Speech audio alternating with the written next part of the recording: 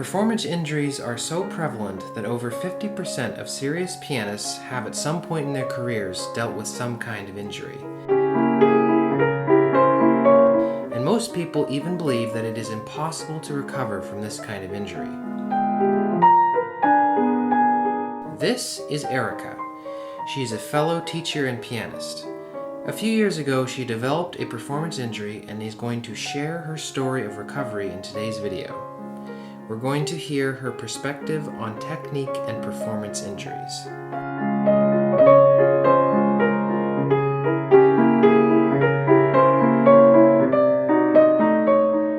Hi, my name's Erica, and I'm a local Gig Harbor piano teacher and pianist. Oh, I forgot to mention, she's my sister. So tell us a little bit about your musical background. Well, I've been playing piano for about 14 years, and I started when I was 8 years old with private piano lessons just from local teachers, and I've also studied with some college professors and done work with the Glansky Institute studying the Taubman approach to technique.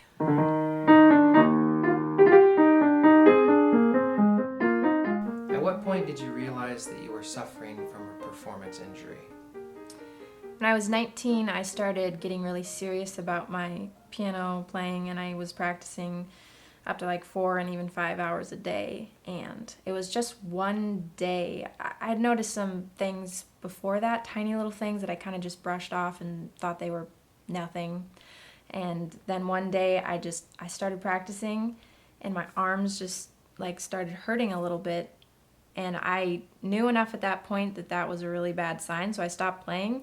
And then later that night, my arms just like had these pains like shooting up and down, and basically from that point on, I just had kind of chronic pain for a while, and it started leaking into other areas of my life, like fixing my hair, and my arms would just start hurting, and doing desk work, and my arms would just be burning. It was pretty bad.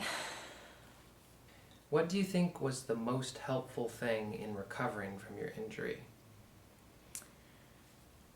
I think my initial knowledge that my injury was caused by technique, and so I began experimenting with and studying with teachers who knew about technique that could fix my problems, and I worked with a teacher at the Glansky Institute Summer Symposium, and she pointed out that I was pushing on the keys when I was playing them.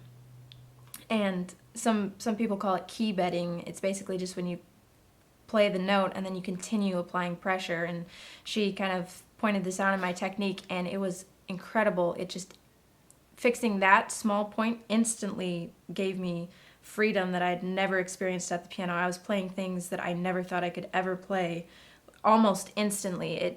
I'd heard of things like that and didn't really believe that it was possible.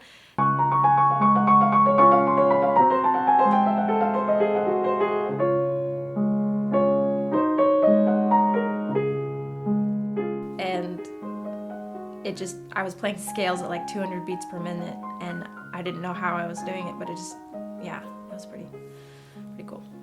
That's great. Would you say that you're fully recovered, or would you say that you're still on the path to recovery? I would say I've come a long ways, but I have a lot of need for continuation along that journey, because after some of my initial breakthrough, I have felt like I've lost ground, and so it's like it's always in need of more progress. So I'm not really suffering from pain, but I'm also not practicing like crazy anymore. So a lot of people, when they develop a performance injury, just give up because they believe that they can't recover. What made you not think that? What made you think that it was possible to recover? The main thing would be my brother Craig had been telling me about all of this injury preventive technique and the fact that you can injure yourself from playing the piano, and I had never even realized that before I was injured, but I had heard about all of this from him. And then when I had my injury, I I really knew that it was because of my technique. It wasn't just something that was happening to me or because there's something wrong with me. It was something wrong with my playing. And so I really started out with that knowledge. And it wasn't easy at first. It didn't just instantly get resolved, but I had a strong reason to believe that it was very much something I could overcome. So, what would you say are your plans for the future? I would really just like to gain more freedom in my playing, which I've had tastes of that, and I would like even more. I'm a teacher, and I want to help and inspire my students to have freedom in their playing and to be able to enjoy playing the music they love and to be able to play it the way they want to without being injured or having technique holding them back. So just personally, for myself, I want to be able to play the things I love, and I want to teach my students to do that and have that enjoyment.